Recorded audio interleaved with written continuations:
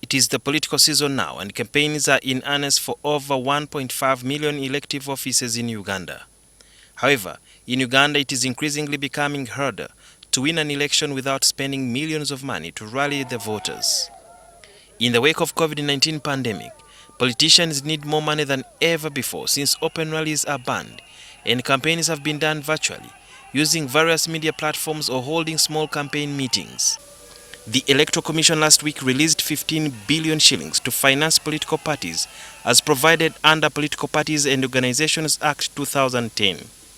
Section 14B states thus, in respect of elections, government shall finance political organizations and parties on equal basis. However, critics say the Electoral Commission has since 2011 ignored this section and only followed Section 14C, which states that in respect of normal day-to-day activities, funding of political parties shall be based on numerical strength of each political party or organization represented in Parliament. According to the Alliance for Campaign Finance Monitoring, ACFIM, this will mainly favor the ruling NRM party, which has the majority in Parliament. The chairperson of the Inter-Party Organization for Dialogue, IPOD, Asman Basarira, who is also the Jema Party president, shares the same view. Position as civil society is that by not financing political parties in respect of elections, the Ministry of Finance and Economic Development, and by extension government, is denying political parties participating in the 2021 elections a chance to have a fair shake at the electoral table.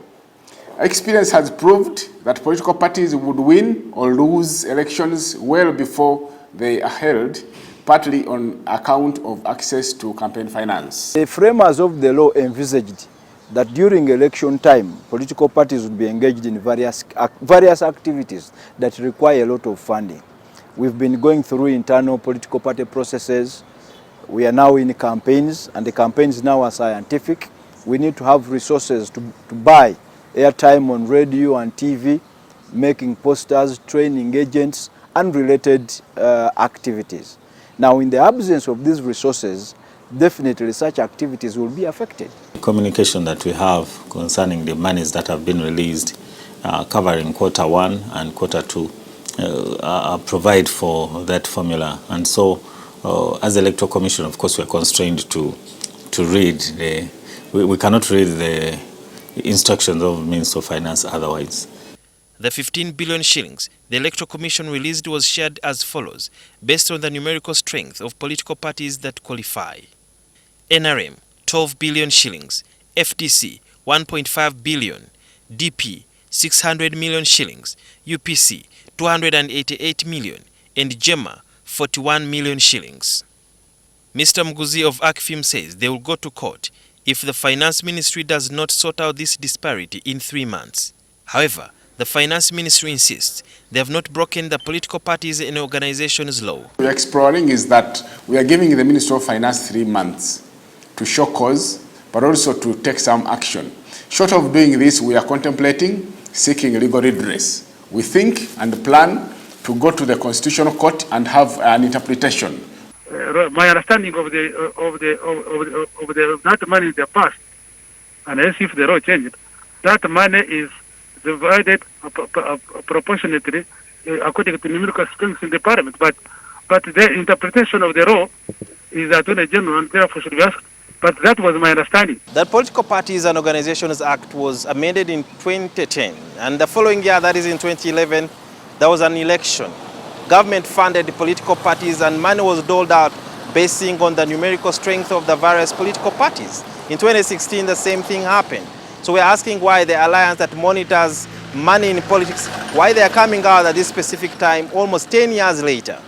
The Electoral Commission and the Ministry of Finance gave an excuse that it was too close to elections, that they could not be able to appropriate money financing in respect of provision 14B.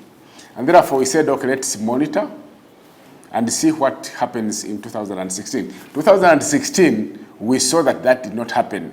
And so that sent alarm bells to us. But of course, we thought it could be a one-off.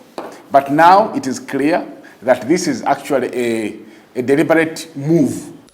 So what options do the parties that got the smallest share have? There are many options available.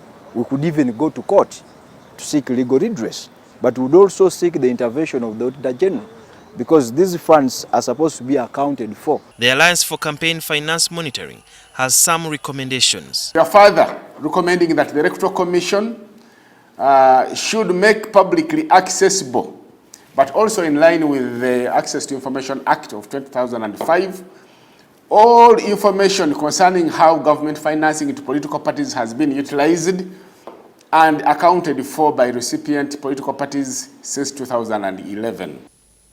There is also a lacuna in the law which does not cater for new political parties such as the National Unity Platform (NUP) and the Alliance for National Transformation (ANT), which recently got MPs who defected from the DP and FDC respectively. The new fund allocation presumed the MPs to be in their old previous parties. Sudhir Yarhanga, NTV.